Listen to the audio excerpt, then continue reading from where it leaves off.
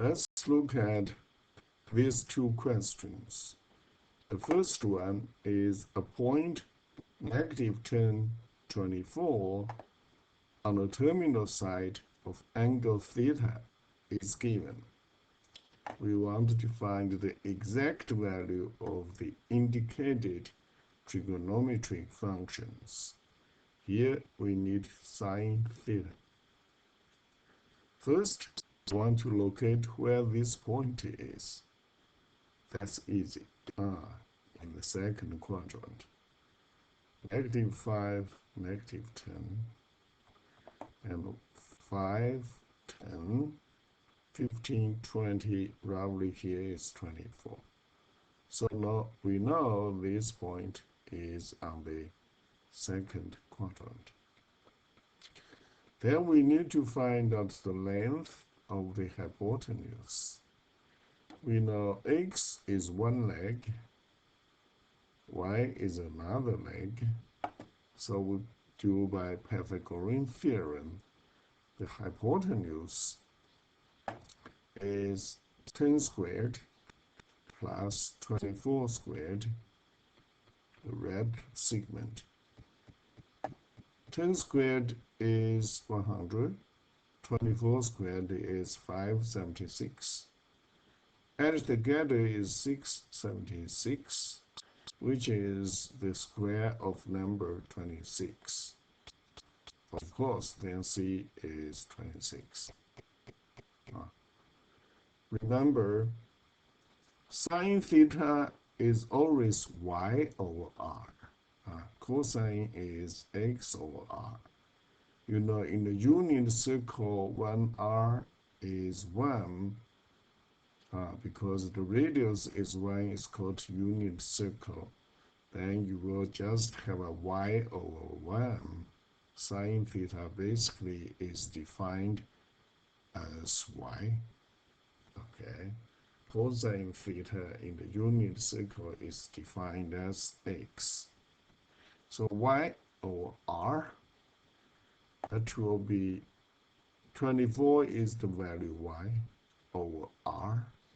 R is 26 hypotenuse. You can reduce 24 over 26 to 12 over 13. So that will be the answer for sine theta. The second one is for cosine theta. So basically you want to replace x, y with x. So it's x over r.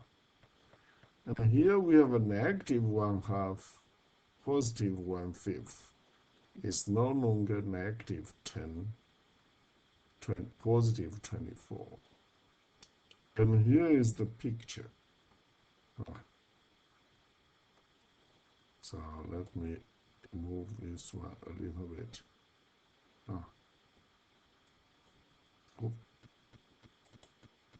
Move this one a little bit.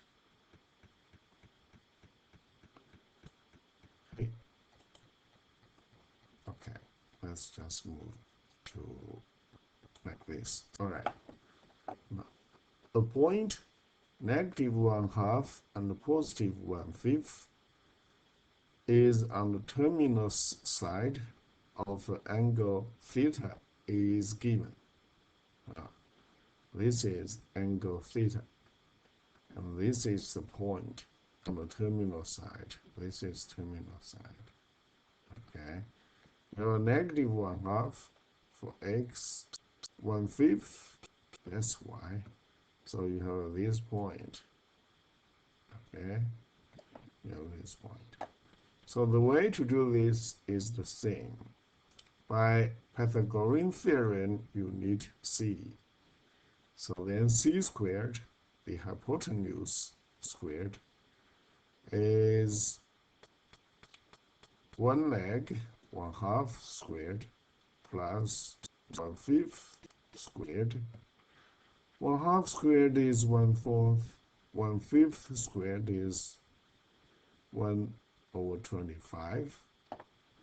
You want to add those two numbers together, make the denominator be the same. Here is 25, so you need 25 downstairs. And also you need 25 upstairs because 25 divided by 25 is 1. Huh. 1 over 25 is 1 over 25 times 4 over 4 because 4 over 4 is 1. 4 times 25 is 100. 4 times 25 is 100. You get denominators are the same, so you add numerators. 25 plus 4, which is 29. So 29 over 100 is the hypotenuse c squared. We need c, so we choose the square root. Radical 29 over 10. Radical 100 is 10. Again, cosine theta is x over r. So it's basically negative 1/2 over the hypotenuse. R is the radius. In this case, C is R. If you want to mark here, we can do it. Is R just C? Okay. So here is actually C. All right. Okay. So you then have a negative 1/2 over radical 9 over 10. Use the division, negative 1/2 divided by radical 29 over 10. You flip numerator and denominator. 10 goes up, radical 29 goes down. Cancel common factor 2. So you have a 10 divided by 2 is 5. And then you have a negative 5 over radical 29. Rationalize that both numerator and denominator multiplied by radical 29 because radical 29 upstairs, radical 29 downstairs, you can cancel each other, which gives you 1. But the things we need is radical 29 times radical 29 is 29. Upstairs is 5 times radical 29. We have a negative. So this is the final answer for cosine theta equals negative 5 radical 29 over 29. Okay? So please review this lecture. I'll see you next time.